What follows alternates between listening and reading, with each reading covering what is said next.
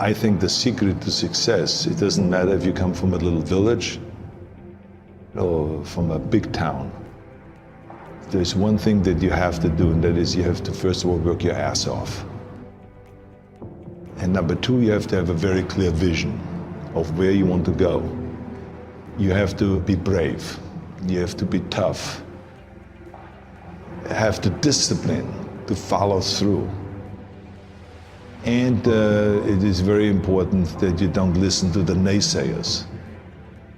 Because in every step of the way, when you make decisions like, I want to be a bodybuilding champion of the world, people say, this is impossible, this is an American sport, it's never going to happen. When I wanted to be in the movies, they said, you have an accent, it's never going to happen. No one ever became a leading man when you have an accent. Everything is always impossible until someone does it. Trust yourself, break some rules, don't be afraid to fail, ignore the naysayers, and stay hungry. Let me tell you, I've made a fortune in several careers, and I've been very successful in several careers by ignoring the naysayers and believing in myself. Imagine you're 15 years old and you're in Austria and you say to the people, I want to be the bodybuilding champion of the world. Of course they come to you and say, but wait a minute, this is not an Austrian sport. Bodybuilding, that's an American sport. But you know something, I had it very clear in my vision and I knew exactly what I wanted to do. I wanted to be a bodybuilding champion. And I started training 1 hour a day, 2 hours a day, 3 hours a day. By the time I was in military service, with the age of 18, I trained 4 or 5 hours a day. And I became the youngest Mr. Universe ever, the youngest world championship at the age of 20. So much for it can't be done. And right after that, because like I said, you have to be hungry, I went after my next goal, which was to come to America.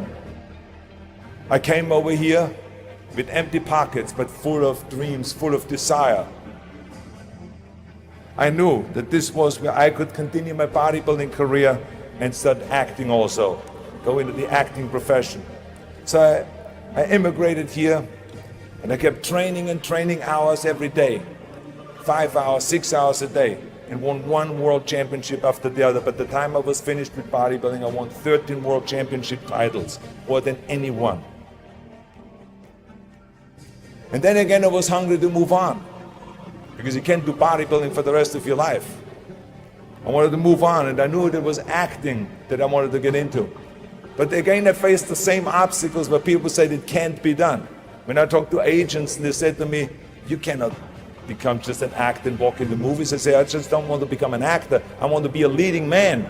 They say, well, forget about that. And they laughed. I mean, with your accent, no one has become a leading man with your accent. And with your body, look at all those bumps sticking out. This overdeveloped body they were in 20 years ago when they did Hercules movies, but now it's Dustin Hoffman, it's Al Pacino, it's Woody Allen. Those are the new sex symbols. Don't you understand it? Look at you. Forget it, it will never happen. And with your name, Schwarzenschnitzel, or whatever your name is, I can see that already up there in the billboards. They're not going to sell any tickets. But you know something? I didn't listen to them. I started working very hard, just like in bodybuilding. 5, 6 hours a day. I went to acting classes, speech classes, dialogue classes, accent removal classes. Everything that you can think of, I did.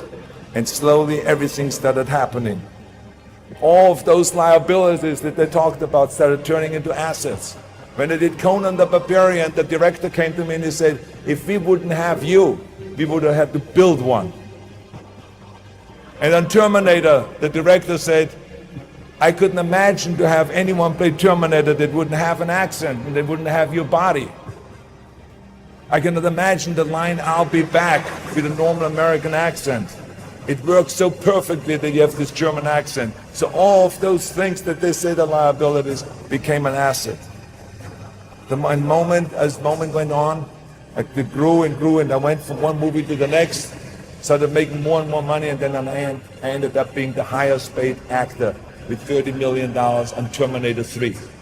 That just shows you again so much for it can't be done. This is why I try to tell you, anything and everything can be done if you can visualize it and if you believe in yourself. Never give up and never be afraid of failure, because otherwise you box yourself in and you limit yourself. I was never afraid to fail when I ran for governor. I was never afraid to fail to tackle anything, because you should not be afraid of failure. That's just part of life. Work your ass off. There is no magic pill. There is no magic out there. I'm a big believer in there is no such thing as a self-made man.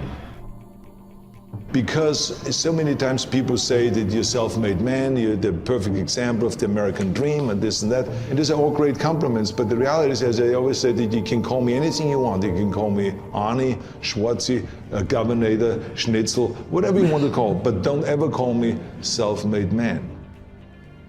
Because I would not be here if I wouldn't have had parents that were dedicated and gave us the love and the affection and the discipline and all of the stuff right from the beginning. I wouldn't be here if I wouldn't have had the help from so many bodybuilders in Graz that helped me. Then all the way to Munich, Albert Busick, then Joe Weider that brought me to America. He brought me to America and he gave me the confidence. He paid for the first apartment in Santa Monica. Without that, I wouldn't have made it. So how can I say that I'm a self-made man? Including when I was governor, I had 5 million people voting for me. Every one of those people that voted for me helped me to become governor.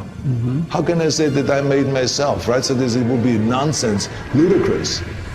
So this is why I say those are the things that I think were important for me to be successful. And like I said, it doesn't matter then from what village you come from anyway. You have to recognize that, and those are kind of the elements that make one successful. Right away from bodybuilding on, when I worked out, I didn't just lift for myself. I wanted to lift the entire sport. I always was interested to work towards something that is bigger than me, something that is going to be around much longer than me. I'm going to be gone one day, but bodybuilding should not be gone.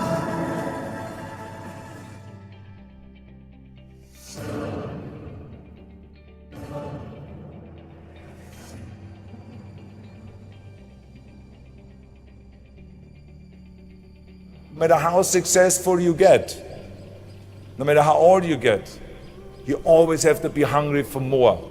You always have to be hungry for learning new things, because you never learn enough. I, for instance, learned, when I grew up, I always thought that greatness was directly tied to fame and fortune. I thought that the big career and the money and the achievement would equal success. But I was dead wrong. But I learned that later on. I learned that totally by coincidence. When the University of Wisconsin did a research program on what effect weight training would have for Special Olympians, for intellectually challenged people, they called me. They said, Arnold, you're the expert in this subject. We want you to come up to the university and to help us with our program, to help us with our Special Olympians. And I flew up to the University of Wisconsin and I helped. And there were these kids. The first exercise we decided to do was bench press, and they were all standing in line. The first kid laid down on a bench. I put a 40-pound barbell over his chest and he did a simple exercise of bench press. He did 10 reps. Then he got up, and then the next one laid down. I put the barbell over his chest, and then that kid started breathing really heavy, and all of a sudden he started screaming really loud. And he jumped up, I put the bar back, and he started shaking. I realized that he was scared of the weight. So I calmed him down. I said, that's okay. Just watch your friends do the bench press, and maybe you want to try it again.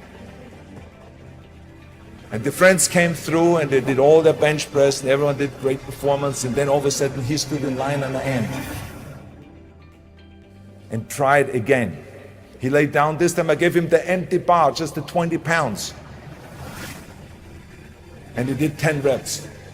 And then I said, you want to have more plates on it? More weight? He said, yes. So I put 2 more plates on it. Now it was back to the 40 pounds that he had earlier. And he did 10 more reps. Then he said more.